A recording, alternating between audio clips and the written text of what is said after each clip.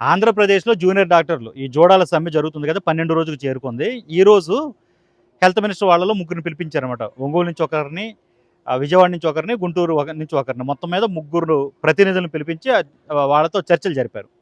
AP assembly జరుగుతుంది కదా! Assembly లాబీలోనే ఆయనకు ఉన్నటువంటి ఈ కార్యాలయంలోకి వాళ్ళని పిలిపించి మాట్లాడారన్నమాట.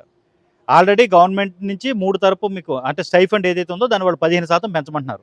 తెలంగాణలో ఆల్రెడీ 72,000 నుంచి 75,000 వరకు 75,000 వరకు కూడా వాళ్ళకి వస్తుంది. మేము 60,000 మాత్రమే పొందుతున్నాము స్టైఫండు.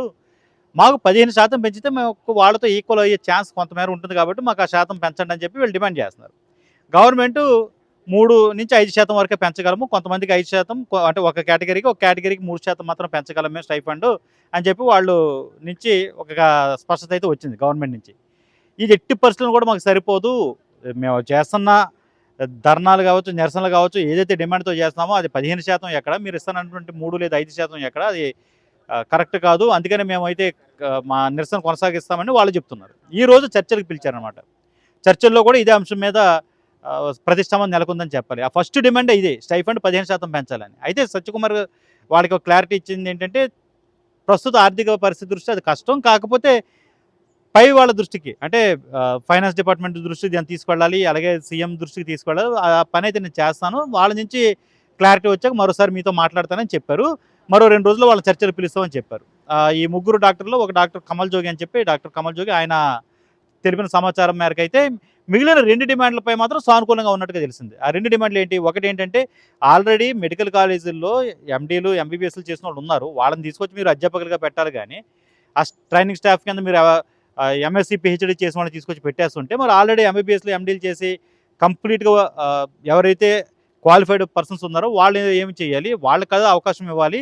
అలా కాకుండా మీరు ఎంఎస్‌లు, పీహెచ్డీలు చేసిన వాళ్ళని తీసుకొచ్చి పెట్టొద్దు అని చెప్పి వాళ్ళు డిమాండ్ చేస్తున్నారు. దానిపైన సానుకూలంగానే స్పందించారు. అది నా చేతుల్లో ఉన్నదే, నేను దానిపై నిర్ణయం అయితే తీసుకోగలనని చెప్పారు. రెండోది డిమాండ్ అంటే మూడో డిమాండ్ ఏంటంటే, రిటైర్మెంట్ వయసుని 60-60% 65 ఏళ్ల వయసు వరకు కూడా పెంచే ప్రపోజల్‌లో ఉన్నట్టుగా వార్తలు వస్తున్నాయి. అలా చేయొద్దు. దానివల్ల కొత్తగా రిక్రూట్మెంట్లు జరగవు. ఆల్రెడీ 60 ఏళ్ల పాటు ఉద్యోగం చేసిన వాళ్ళు మిగతా 5 ఏళ్ళు కూడా కంటిన్యూ చేస్తే కొత్త ఉద్యోగాల మాట ఏంటి? కొత్తగా చదువు పూర్తి చేసుకుని బయటకు వచ్చిన వాళ్ళకి ఇంక ఉద్యోగాలు ఉంటాయా? 5 ఏళ్ళు వాళ్ళు వేస్ట్ అయిపోతుంది వాళ్ళకి.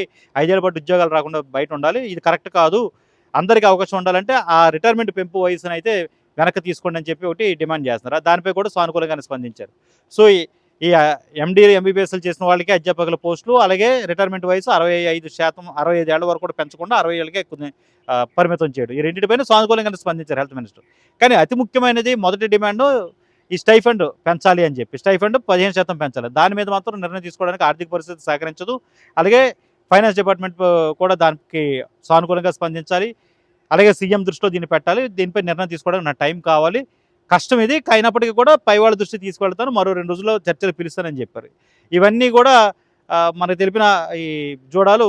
దీనిపై రేపు ఉదయం 11 గంటలకు విజయవాడలో మేము ప్రెస్ మీట్ పెడతాము. మా తదుపరి కార్యాచరణ మేము తెలుపుతాము. 15% లేదు, ఈ 3%, ఈ 2 కాకుండా మధ్యలో ఒక నెంబర్ ఏదైనా ఫిక్స్ అయ్యే ఛాన్స్ ఉందా అనే యాంగిల్లో కూడా ఆయన మమ్మల్ని అడిగారు. మేము దీనిపై చర్చించి డెసిషన్ తీసుకోవాలి.